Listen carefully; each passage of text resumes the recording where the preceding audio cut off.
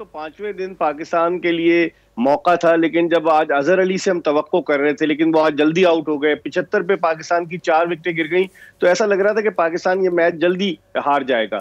लेकिन जिस तरह की बैटिंग की फवाद आलम ने मोहम्मद रिजवान के साथ मिलकर 165 रन की पार्टनरशिप, और जब ये दोनों स्कोर 240 तक ले गए और 4 खिलाड़ी आउट थे, तो ऐसा लग रहा था कि पाकिस्तान ड्रॉ भी कर सकता है, और अगर विकेटें हाथ में रही तो आखिरी ओवर में मारधार से भरपूर बैटिंग करके जीत भी सकता है। लेकिन फिर उसके बाद जो टर्निंग पॉइंट था अरबाब, 34 रन पर पाकिस्तान की 3 विकेटें गिर गई, जिनमें फवाद आलम, मोहम्मद रिजवान जैसे बैट्समैन शामिल थे, और उसके बाद पाकिस्तानी टीम संभल नहीं सकी। मैं समझता हूं एक तो हमारा टॉप ऑर्डर जो है वो नाकाम रहा है, हमारे ओपनर जो है वो नाकाम रहे। आबिद अली जो यहाँ पाकिस्तान की बेजान विकेटों पर या मुत्तहदा अरब अमारात में अच्छी बैटिंग कर रहे थे, लेकिन वो वहां की विकेटों से एडजस्ट नहीं कर पाए। हालांकि उन्होंने इंग्लैंड में 60 रन स्कोर किए थे एक टेस्ट मैच की इनिंग्स में।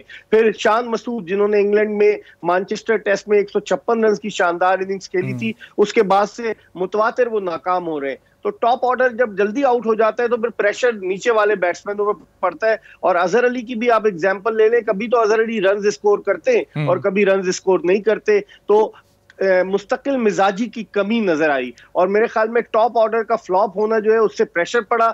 आपके पास मिडिल ऑर्डर में बैटिंग ही नहीं है अरबाब। आप देखें, मोहम्मद रिजवान 6ठे नंबर पर बैटिंग के लिए आ रहे हैं, तो इसका मतलब है आपके पास सिर्फ 5 स्पेशलिस्ट बैट्समैन हैं जिनसे आप टेस्ट मैच खेल लें। ऐसा होता नहीं है, तो मैं समझता हूं ये खामियां थी। लेकिन प्लस पॉइंट ये था कि फवाद आलम, जिन्होंने 13 जुलाई सन 2009 को जब उनका डेब्यू पे सेंचुरी बनाई थी श्रीलंका के खिलाफ, और उसके बाद 11 बरस बाद उन्होंने सेंचुरी बनाई है। आज तक मैं देख रहा था टेस्ट क्रिकेट की तारीख में कोई ऐसा बैट्समैन नहीं है जिसने 11 साल के वक्फे के बाद सेंचुरी बनाई है, तो ये रिकॉर्ड हो गया। और फवाद आलम को जिस तरह से नजरअंदाज किया जाता रहा है, जो भी कप्तान थे, चीफ सेलेक्टर्स थे, सबने नजरअंदाज किया, लेकिन उसका सब्र जो था वो बिलाखिर उसके काम आया और आज वो सुरखरू हुआ। मैं समझता हूं कि ये बहुत ही जबरदस्त किस्म की उसकी परफॉर्मेंस थी। चले, और पाकिस्तान के टेस्ट क्रिकेटर कामरान अकमल भी हमें, जमरान ये जो पहला टेस्ट अब रिजल्ट आया, एक्सपेक्टेड तो यही था, जाहिर है कि मुश्किल होगा न्यूजीलैंड के पिचेस पर सर्वाइव करना पाकिस्तानी बैट्समैनों के लिए, लेकिन यूनुस खान, मिसबाह-उल हक आपके मैनेजमेंट का हिस्सा हैं, दो वो बड़े नाम जो कि अभी चंद साल पहले तक मिडिल ऑर्डर का बोझ उठाया करते थे, तो उनकी मौजूदगी भी क्या जो हमारे इस वक्त मिडिल ऑर्डर बैट्समैन हैं उनको इतना एतमाद नहीं दे पा रही, इतना उनको ट्रेन नहीं कर पा रही कि वो इन विकेटों पर पाकिस्तान बहुत पहले पहुंच गया था, न्यूजीलैंड एडजस्ट नहीं कर सका? देखिए, मेरे ख्याल से मैनेजमेंट इतनी बड़ी है, और सबसे ज्यादा अफसोस वाली बात यह है कि मैनेजमेंट खिला नहीं पा रही कि 11 हमने प्लेयर्स कैसे खिलाने। अब इस बैटिंग लाइनअप के साथ फॉर्म में नहीं है कोई बैट्समैन आपका, और 5 बैट्समैनों के साथ खेल रहे हैं। तो मैंने टॉस से पहले कहा था कि प्रॉपर 6 बैट्समैनों के साथ जाते हैं, और न्यूजीलैंड में जाना भी चाहिए। हमारी बैटिंग लाइन इतनी फॉर्म में नहीं है जैसे न्यूजीलैंड की बैटिंग लाइनअप है, या इंडिया की है या ऑस्ट्रेलिया की है। वैसे हमारे पास प्लेयर्स अवेलेबल नहीं है। एक था बाबर, वो इंजर्ड हो गया, जिसकी वजह से बैटिंग लाइनअप स्टेबल थी। तो अब 5 बैट्समैनों के साथ खेलना, अब ये टेस्ट मैच आप देखें कि 6 बैट्समैन होते, या हम जीतने की पोजीशन में होते या ड्रॉ की पोजीशन में होते। ये दोनों में से एक होना था, हारने की पोजीशन में नहीं होना था। जैसे न्यूजीलैंड ने फर्स्ट इनिंग में बैटिंग की है, टाइम लिया, वो हमारी फेवर में गया।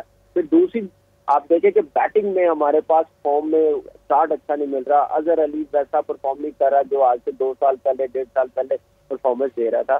तो ये चीजें सोचनी पड़ेंगी मैनेजमेंट को कि हम लोगों ने कॉम्बिनेशन कैसे बनाना, 11 कैसे प्लेयर्स बनाने हैं। बॉलिंग में हम लोगों ने बॉलिंग क्या चलानी है आपकी। कामरान, जो न्यूजीलैंड के जो बैट्समैन थे वो भी तो जाहिर है उसी विकेट पर बैटिंग कर रहे हैं। पहले जो इनिंग थी उसमें 1 सेंचुरी, 3 निस्फ सेंचुरियां बनी, दूसरी इनिंग में भी उन्होंने 2 निस्फ सेंचुरियां बनाई। उनके पूरे टॉप ऑर्डर ने 6 के 6 बैट्समैन उन्होंने परफॉर्म किया है। देखिए, उनके टॉप ऑर्डर के बैट्समैन भी तो देखें वर्ल्ड क्लास हैं। रॉस टेलर जैसे, के विलियमसन जैसे बैटिंग कर रहा है, उन्होंने रिस्पॉन्सिबिलिटी ले रहे हैं, मेच्योरिटी है उनकी, कंडीशन में वो खेलते हैं, यूज टू है। हम लोग यूज टू नहीं है वैसी बाउंसिंग पिच पे, स्पिनिंग पिच पे। अगर हम लोग पहले पारी कर रहे होते तो शायद हम 100 भी ना करते। एक चांस मिला था, हमारी बॉलिंग वो परफॉर्म नहीं कर रही। एक इनिंग में परफॉर्मेंस कर ली हम लोगों ने, दूसरी नए बॉल पे आउट कर ली है, तो दूसरे स्पेल में आके आउट नहीं होने। तो ये हमारी वीकनेस है, ये देखना पड़ेगा। और हम लोग, ये पाकिस्तान की टीम है, ये अकेडमी बनाई हुई है कि सब प्लेयरों को खिलाते जाना, सीखना इधर आके है। सही, चलिए कानून प्रोसेस हमारा डोमेस्टिक है, आपकी तरफ खिला के वापस, तो ज्यादा बिल्कुल आप सही कह रहे हैं। वापस मैं आपकी तरफ आता हूँ जरा मिर्जा साहब। तो ये यासिर शाह एक अरसे से पाकिस्तानी टीम के साथ हैं, दुबई में बड़े उन्होंने मैचेस भी जिताए हैं, लेकिन अब वो सिर्फ वो जो माजी में फतवा दिला चुके उसी की बुनियाद पर अब टीम का हिस्सा रहेंगे। पाकिस्तान की बॉलिंग भी इतनी मौसर नहीं दिखाई दे रही, 450 न्यूजीलैंड ने पहली इनिंग में स्कोर कर दिया। देखें, कामरान अकमल बिल्कुल सही कह रहे हैं। हमने एकेडमी बनाई हुई है कि हम प्लेयर्स को लाते हैं। अब नसीम शाह को वकार यूनुस साहब ले आए कि वो बड़ा पोटेंशियल है। आप देखें कितनी इरेटिक बॉलिंग की, वो पिटाई उनकी बहुत हुई। अब वो यहाँ पर पाकिस्तान में जो थे वो जब आए थे तो 140 किलोमीटर फी घंटे की रफ्तार थी, लेकिन न्यूजीलैंड में 130 125, तो उनकी बॉलिंग में नहीं। हमने एकेडमी बनाई, हम यंगस्टर्स को फौरन झोंक देते। और एक और चीज जो बुनियादी चीज है अरबाब, वो ये है कि आप कंपेरिजन करें पाकिस्तान और न्यूजीलैंड की बैटिंग का, उनका रन रेट बड़ा अच्छा था।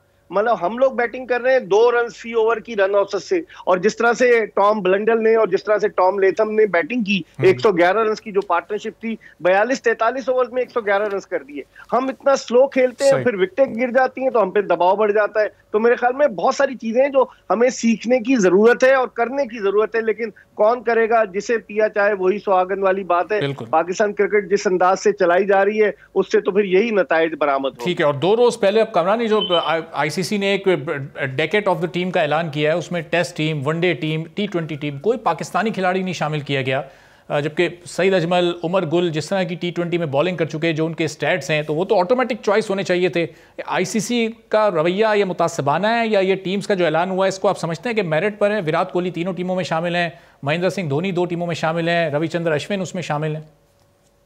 देखिए, ये बड़ी ज्यादती है पाकिस्तान की क्रिकेट के साथ। ये पूरा प्रोटेस्ट करना चाहिए पाकिस्तान क्रिकेट बोर्ड को। हमारे पास बहुत बड़े बड़े लेजेंड आए हैं। 10 साल की टीम में, टेस्ट टीम में यूनुस भाई ना आए जिन्होंने 10,000 रन किए, 300 किया हुआ, इतनी बड़ी बड़ी परफॉर्मेंस है। T20 में हमारा सईद अजमल ना आए, उमर गुल ना आए, शाहिद अफरीदी ना आए या बाबर आजम ना आए, तो ये ज्यादती वाली बात है। ये मेरे ख्याल से T20 में, वनडे टीम में हमारा बाबर आजम आता है, सईद अजमल आता है, उमर गुल आता है। उसकी परफॉर्मेंस कम है T20 से, मुझे बताएं जितनी उसने परफॉर्मेंस दी है। तो ये चीजें देखने वाली पाकिस्तान टीम को। इस पे बहुत मेरे ख्याल से बड़े अफसोस की बात है कि हमारा कोई प्लेयर्स नहीं है। यूनुस भाई टेस्ट मैच में आते हैं, सईद अजमल टेस्ट मैच में आता है, यासिर शाह आता है टेस्ट मैच में, उसने जैसे फास्टेस्ट 200 आउट की है। देखना चाहिए था आईसीसी को, हर टीम हर कंट्री से प्लेयर्स लेते जो बेस्ट परफॉर्मर रहे हैं 10 सालों में। तो मेरे ख्याल से ये 4-5 मैंने नाम दिए, ये डिजर्व करते थे इनमें कोई आना, किसी भी टीम में आना जरूरी था पाकिस्तान का प्लेयर। तो ये आईसीसी को देखना चाहिए कि पाकिस्तान की टीम है, किसी मोहल्ले की टीम नहीं है। ये नाम है, चैंपियंस टीम है, 92 का वर्ल्ड कप है, T20 चैंपियन है हम लोग। तो हमारी रैंकिंग नंबर 1 रही है T20 में, तो इसको देख के सामने रख के टीम बनानी चाहिए। ठीक है, तो मिर्जा साहब ये क्या इंडिया का इन्फ्लुएंस था जो आईसीसी ने किसी पाकिस्तानी खिलाड़ी को शामिल नहीं किया, जबकि कुछ 18 माह तक तो पाकिस्तान T20 की नंबर 1 क्रिकेट टीम रही है, मुस्तकिल बुनियादों पर सीरीज जीतती रही है, स्टैटिस्टिक्स भी बड़े जबरदस्त हमारे प्लेयर्स के, खासतौर पर बॉलिंग में तो बहुत ही जबरदस्त है सईद अजमल, उमर गुल के। देखिए अरबाब जहांगीर, मसला ये है कि पाकिस्तान क्रिकेट बोर्ड के ताल्लुकात आजकल जो आईसीसी के रुकन ममालिक हैं उनसे ज्यादा अच्छे नहीं है।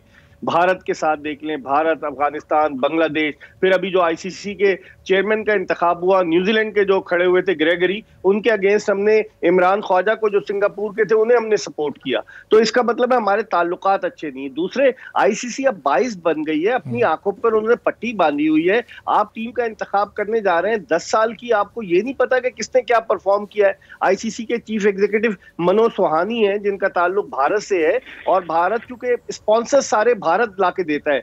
आप देखें, चाहे आईसीसी वर्ल्ड कप हो, चाहे वर्ल्ड T20 हो, चाहे चैंपियंस ट्रॉफी हो, मेजर स्पॉन्सर जो है वो भारत लेकर आता है। तो इसकी वजह से उसकी डोमिनेंस भी है और वो आईसीसी में डोमिनेट भी कर रहा है। हमारे लोग ताल्लुकात बेहतर बनाने के बजाय बस कमेटी के चेयरमैन बन गए, एहसान मानी साहब फाइनेंस कमेटी के, हम उसी में खुश हैं, और हमारे साथ क्या हो रहा है सब लोग जानते हैं। तो मेरे ख्याल में आवाज बुलंद करनी चाहिए हमारे क्रिकेट बोर्ड को भी, और आईसीसी की मीटिंग में जाकर ये मामला उठाना चाहिए कि ये सरासर ज्यादती है। स्टैट्स की परफॉर्मेंस देख लेना, कि स्टैट्स को सामने रख दे, जो बेहतर होगा वो खुद ब खुद आएगा। ये बहुत सरासर ज्यादती है।